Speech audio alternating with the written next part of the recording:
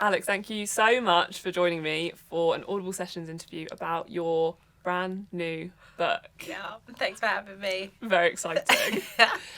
So in there you cover so many things, but where I wanted to start, crucial question, what is your favourite musical? That's such a hard question because I'm thinking straight to go to Hamilton. Yeah. But then actually recently I've been to see the Bob Marley Get Up Stand Up. Ooh. And I've seen it twice now. Okay. And it's incredible. Nice. But it's for different reasons. Yeah. But Hamilton is the one. I love a musical. You mentioned it in passing and I was like, I need to know more. What I love about shows as well and things like that is you learn, for me, there's so many things about history in that show that I didn't know, and it teaches you in such a way that you're just like, your mind is blown. You're like, oh, okay. And teaching in kind of the school environment wasn't massively for you, but you got signed to Arsenal at a really young age, at 8. So how did that happen? How did that come about? Well, I was playing in a local tournament in Tower Hamlets, and my brother had entered this team and he just wanted to be with his mates. But then the morning of, one of his friends was ill and he's like, so come on sis, you can come and play in this tournament. And I did. And then a referee that was reffing the games said he knew someone down at Arsenal, and I remember him coming up to me, like it was a really hot day, I had a Capri Sun and I was just more interested in drinking this special drink that my mum had packed me in the packed lunch, and he was like, no, seriously, please give this like card to your mum when you get home. I really think you need to go down and take this serious. And I was like, no, I'm not bothered, I want to play football in the cage with the boys. Didn't even worry about it. And then I got home, just in passing, gave it to my mum, and then that conversation, and he took me down to Arsenal for a trial, and they signed me when I was 8. Yeah, and it became my family. It really did. And so what does it mean to you now, seeing women's football kind of on the up and up and with the Euros win? Oof. Well, I think me crying like a baby on live TV sums it up. The emotion of just having that full circle moment of the journey that I'd been on, you know, working in the Arsenal laundry, scrubbing dirty pants, you know, getting paid a little bit and only being allowed to train when no one's in the training ground and no one's going to see us, to seeing that at Wembley in front of, 80,000 plus fans, and the viewing figures on the BBC was like, we always knew what it could be. And it's taken a long time. And am I bitter about that? Absolutely not, because it's part of the journey and it's what made that moment at that time so special. And I think I remember saying live on air, like the train has left the station and it's gathering speed, and it has done. And when you've been broadcasting, you've had like some horrific, I mean, the word is trolling, but I just feel like it just should be like blanket abuse, because that's what it is. And how did you feel when you called out you called out Lord Digby Jones in his like disgusting classist tweet, and you got a lot of support off the back of that? How did you feel kind of in that moment, around that time? In that moment, it made me sad. It made me sad, not for myself, for a lot of the responses that I was seeing. People denied mortgages, people denied jobs just because of the area that they grew up in, or the accents that they have. And I think it was a real eye-opener, the amount of support and tweets and people sharing their stories, that we're a long way off, but things need to start changing very quickly. And I think it goes back to when I was a kid and saying that, it's hard to be what you can't see.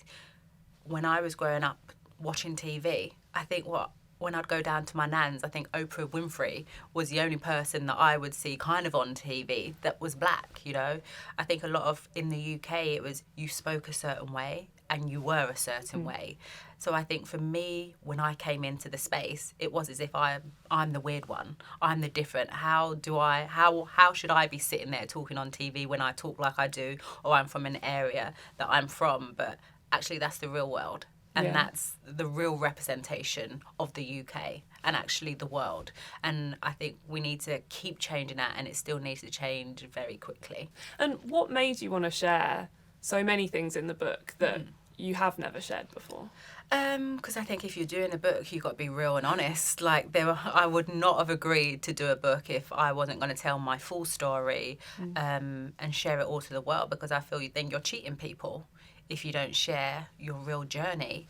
And I think that's me, what you see on TV, what I was as an athlete. I'm always just going to give you me and the realness and the raw stuff, even though it hurts and the process is there, you're going to get it. And I think I had the conversation. I had so many conversations when I retired, and people were asking me to write a book, and I remember going to meetings. And I just remember saying, it's not right. Like, it didn't feel right. I know there's a chapter about following your gut and listening to your gut as well. And in the moment, it didn't feel right. It's like I almost knew there was more to my story, or their perceptions of what I am and what I should write.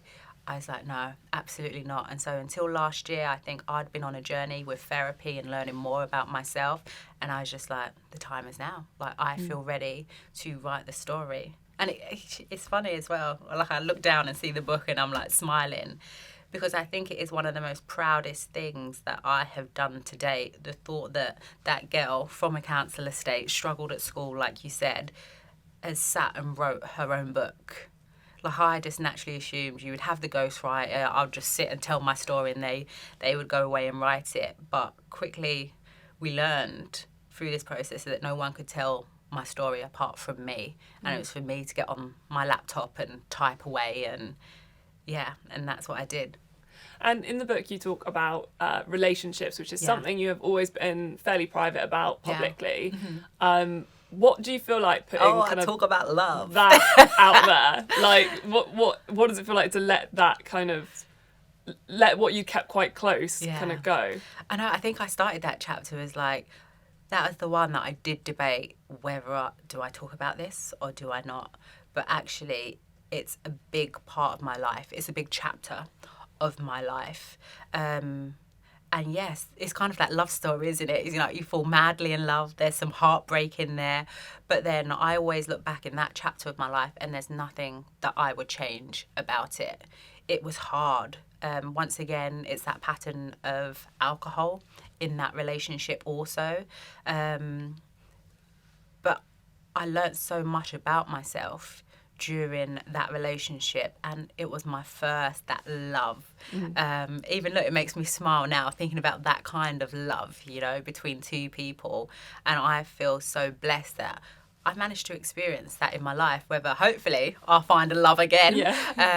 But I've had that love and that feeling. And it was, there's so much of that relationship that was so special. Yeah. And there's also a bit that I cannot stop thinking about, where there's someone who you basically said no to in a relationship sense because you just sort of weren't in the headspace. And then you mention in the book, but if they're reading this, you're open to it. Will you let us know if they get in touch? They read the book. I will let you know. Now I'm being more open with my life anyway. It's not, do you know what? It's not even the fact that, I'm super private about my relationships. I think sometimes when you're in a world, especially with TV and you're giving yourself all the time, sometimes it's actually nice to just come home and be removed from that or switched off. And I don't know, I think we're in a stage of where everyone shares their whole life on social media and Instagram and all the time, and then the next month that person disappeared from their Instagram feed because they're broken up, and it just creates that more conversation. And so sometimes I just like to keep just a little bit for myself still. In the realness, obviously anyone listening to the audio won't be able to see it. We have gorgeous custard creams. They are your favourite biscuit. They are my favourite biscuit. I will get you a cup of tea after this so you can enjoy it properly. It's because you read that bit where I write about custard creams, didn't you? How did you feel when you read that bit about custard creams? I just thought, well, obviously a custard cream is a great biscuit. Anyone who's ever slagged off a custard cream is just wrong. I can't believe it. Like in the book I say about it, it's like I was judged that it's a poor man's working biscuit. Well, I'm proud. I work hard, so I'm going to keep liking my custard creams, and they're good to dunk in a cup of tea. I honestly favourite as a child. Don't understand why you'd want anything else. I keep looking at those custard creams now. I'm like, as soon as we are done with this, that one is going in my mouth. Well, Alex, thank you so much. This has been such a pleasure to chat, and you've written a brilliant book. Thank you for having me. And now I get to eat a custard cream, yeah? Yes. Woo!